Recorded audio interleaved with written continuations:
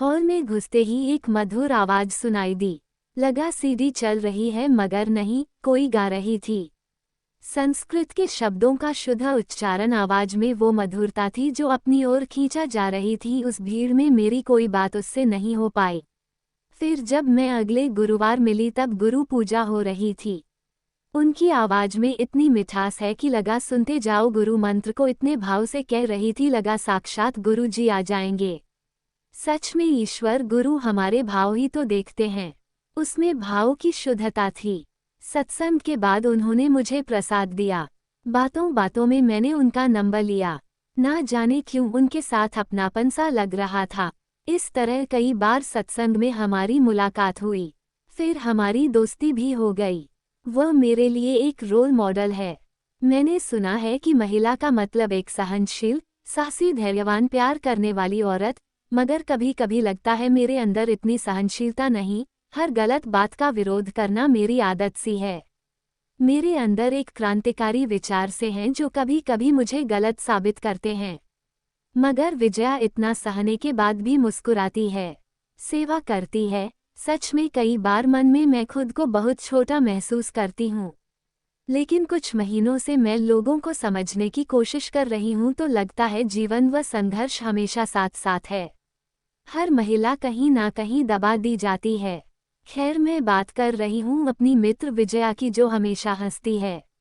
न जाने कितने गम दबाए। कहते हैं जब हम निस्वार्थ होकर सेवा करते हैं, गुरु के पथ पर चलते हैं, तो हमारे अंदर एक अद्भुत क्षमता आ जाती है जो मैंने कई बार विजया में महसूस की। लेकिन उसे कभी किसी से उम्मीद ही नहीं। वो लोगों का सहारा बनती जा रही है। सच, हर महिला में कितने अद्भुत गुण व सृजन क्षमता होती है, फिर भी कई बार सम्मान और महत्व नहीं दिया जाता। क्यों? इस क्यों का जवाब शायद आप कहानी पढ़कर भी ना दे, मगर क्यों? एक आम लड़कियों की तरह ही उसकी भी परवरिश हुई। 3 बहनें, एक भाई। South Indian family. घर के काम व जिम्मेदारियों को वह खुशी से निभाती थी। परिवार बड़ा ही धार्मिक था, पारंपरिक रीति रिवाज से बंधा था। आय सामान्य थी, इसलिए कभी कभी अपनी इच्छाओं को मारना पड़ता था। माँ तो संस्कारों की देवी व साईं भक्त थी। अपनी स्कूली शिक्षा परिवार के साथ रहकर पूरी की, मगर आगे की पढ़ाई के लिए बाहर जाने का सोचा, मगर पिता की तबीयत अक्सर खराब रहती थी, इसलिए वहीं रहकर ग्रेजुएशन की। उनकी तबीयत बहुत खराब रहती थी। उनकी सेवा को अपनी जिम्मेदारी मानते हुए अपना समय परिवार को ही देती थी। फिर भी पिताजी अपना भरा पूरा परिवार छोड़कर दुनिया से जल्दी अलविदा कह गए। परिवार की स्थिति खराब हो चली थी। भाई बहनों की मेहनत से सामान्य हो गई, मगर पढ़ने की ललक विजया में थी, जिसके चलते आगे की पढ़ाई के लिए संस्कृत कॉलेज साउथ गई। वहां से वापस आई। उसकी नौकरी के अच्छे स्कूल में लगी। घर में सभी अपने जीवन में व्यस्त हो गए। भाई की शादी हो गई, बहनों की नौकरी लग गई। इसी बीच विजया था, उसे ईश्वर पर अटूट विश्वास था। वह नियमित रूप से साईं दरबार जाती थी। उसकी मुलाकात विनोद से हुई। अच्छी खासी दोस्ती हो गई। उनकी फैमिली भी वहां आती थी। साईं के बड़े भक्त थे। विजया साउथ इंडियन और वे लोग ब्राह्मण। अपनेपन का सिलसिला बढ़ने लगा। विनोद विजया से शादी करना चाहता था। जब विजया ने यह बात घर में कही तो घर वाले नहीं माने, क्योंकि जात पात भी एक बड़ा मुद्दा है। समाज को कहने के लिए उच्च कोटि के ब्राह्मण परिवार था। घर वालों को एक ही डर था, आगे जाकर वह विजया को दबाए नहीं, मगर प्यार अंधा होता है। सच में वो सबका विरोध करके आगे बढ़ गई। धीरे धीरे परिवार ने भी स्वीकार कर लिया, मगर विनोद का परिवार हमेशा उच्च कोटि के ब्राह्मण है, हम बात बात में कहते थे। कई बार तो विजया के हाथ का खाना भी नहीं खाते थे। कभी कभी विजया को माँ की बात याद आती थी। काफी संघर्ष के बाद परिवार ने स्वीकार कर लिया, हाँ, मगर एक जात पात वाली लकीर तो थी। विजया ने कभी कोई कमी नहीं की परिवार की सेवा व अपनेपन में। यूं ही 2 साल निकल गए। जीवन में प्लस माइनस चलता रहा।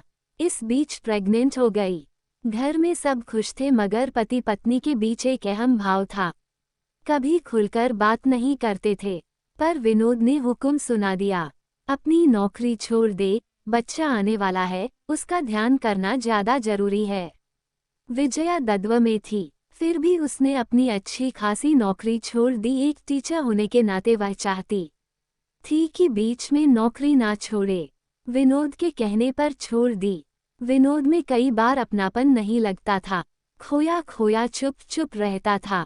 जितनी बात करो उसका ही जवाब देता था। तो विजया ने शादी से पहले भी कई बार महसूस किया, मगर कुछ बदलाव शादी के बाद आते हैं। लेकिन नहीं, हम लोगों को तो नहीं बदल पाते, परिस्थितियां ही बदल पाए। उसे डॉक्टर के पास भी अकेले ही जाना पड़ता था। मुझे ऑफिस का काम है, तुम जाओ, ऐसा रूखापन ऐसे समय में खटकता था। इस बीच विजया की तबीयत बहुत खराब थी कि वो उठ भी नहीं सकती थी। उसे पहले ही था, फिर हीमोग्लोबिन कम होना, भी कई परेशानियां होती जा रही थी। फिर भी 9 महीने परिवार के सहयोग से निकल गए। उसे एक प्यारी सी बेटी हुई जिसे कुछ दिनों हॉस्पिटल में रखा गया। उसकी तबीयत ज्यादा खराब हो गई तो बच गई, मगर 3 दिन से प्यारी बच्ची की जान न बच सकी। टूट जाती है एक माँ जब उसके बच्चे को कुछ होता है, और विजया की स्थिति तो ऐसी थी जिसमें उसने ने बच्चे को जी भर के देखा, ना प्यार कर पाई। उससे मिलने हॉस्पिटल में कई लोग आते थे, उसे सहानुभूति देते, कुछ हौसला बढ़ाते हैं। विनोद की बेस्ट फ्रेंड सुजाता भी उससे मिलने आई थी। उदासी व दर्द के साथ वह घर आ गई। कुछ दिनों हॉस्पिटल में रहकर वह और अकेली सी हो गई। विनोद ऑफिस चला जाता। ऐसे समय में घर में नौकरानी के अलावा कोई साथ ना था, फिर भी उसका ईश्वर पर विश्वास उसे शक्ति देता था। कुछ समय बाद सामान्य तो हो गई, मगर फिर भी दिल से वह प्यार भरे लम्हे माँ कभी नहीं भूलती जब पहली बार वह बच्चे को गोद में उठाती हैं। उसे वह बार बार याद आते थे। किसी तरह 3-4 महीने हो गए। वह सामान्य होने लगी थी। एक दिन विनोद ने कहा, मैं ऑफिस के काम से बाहर जा रहा हूँ, बार बार फोन मत करना। उसे लगा उच्च अधिकारी है, सच में बार बार घर का फोन हो तो काम में परेशानी होती है, इसलिए कह रहा है। उसने 3 दिन तक कोई बातचीत नहीं की, लेकिन आने के बाद ही वह सामान्य नहीं था। किसी बात का सही ढंग से जवाब ही नहीं देता था। एक दिन अचानक विजय को उसी कपड़ों से कुछ कागज मिले। एक महिला के साथ 3 दिन किसी जगह रुका था, मगर उसके साथ कौन, कब से, 1000 सवाल उसके मन में थे। वो कोई और नहीं, उसकी बेस्ट फ्रेंड सुजाता थी। अब तो हद हो गई। एक तो मैंने तलाकशुदा पर विश्वास करके शादी की, अपने परिवार का विरोध करके तुम्हें चुना, मेरा विश्वास तोड़ा, बहुत बातें कही विनोद से। सुजाता के घर भी गई। उसका एक बच्चा था, शादीशुदा थी। वह क्या कर रही है, क्यों कर रही हो? सुजाता के परिवार में गई, उसके पति को बातें बताई, उसके रिश्तों में भी दरारें आने लगी। विनोद से कई झगड़े हुए, चीखती चिल्लाती, मगर विनोद कुछ नहीं कहता। जाने क्या रिश्ता था, क्यों था? परिवार वालों ने विनोद को बहुत सुनाया। तुम शादी अपनी मर्जी से किए, अब इस रिश्ते को तो निभाओ। पहली शादी हमारी मर्जी से थी तो वह गलत थी, अब क्या परेशानी है? कई दिनों तक झगड़ा चला, दिलों की दूरियां बढ़ती गई। वे एक घर में थे, मगर एक दूसरे के मन में न थे। कई महीनों तक खामोशी थी। विजया को लगता था, मैं क्यों छोड़ दूं, मैंने तो सबके खिलाफ शादी की है, मैं क्यों विनोद को छोड़ दूं, मैंने तो प्यार किया है, मगर उसका प्यार इतना अधूरा क्यों? कई सवाल थे, मगर जवाब नहीं थे।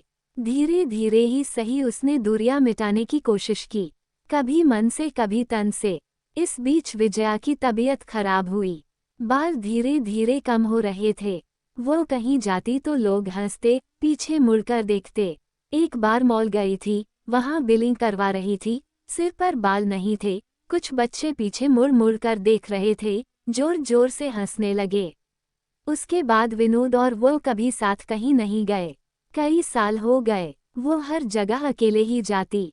विनोद को शर्मिंदगी महसूस हुई, मगर विजया को क्या महसूस हुआ शायद कोई नहीं समझ पाए। वो विग लगाने लगी। इन्हीं परेशानी, छोटी मोटी उलझनों के बीच जीवन के कुछ साल निकलते गए। ईश्वर ने फिर एक तोहफा दिया। पहले से ज्यादा वह अब अपना ध्यान रखती थी। आखिर एक नए मेहमान का मुझे बेसब्री से इंतजार था। उम्मीद थी विनोद में कुछ तो बदलाव आएगा, मगर वह गलत थी। विनोद एक बहुत अच्छे पिता है, बेटे हैं, मगर पति नहीं बनना चाहते हैं, या यूं कहे उन्हें कोई बात कहने तारीफ करने की आदत नहीं। हाँ, कई बार टोकते हैं। तुम्हें यह नहीं आता, तुम्हें वो नहीं आता, कोई काम परफेक्ट नहीं करती, ना जाने क्या क्या, मगर विजया तो हर काम, रिश्ता दिल से निभाती। मगर फिर भी विनोद का स्वभाव रूखा है। बेटा भी कई बार कहने लगा है, माँ आप यह नहीं करो, माँ आप वो नहीं करो। जीवन में कई उतार चढ़ाव आए मगर ईश्वर पर उसका अटूट विश्वास कभी कम नहीं हुआ।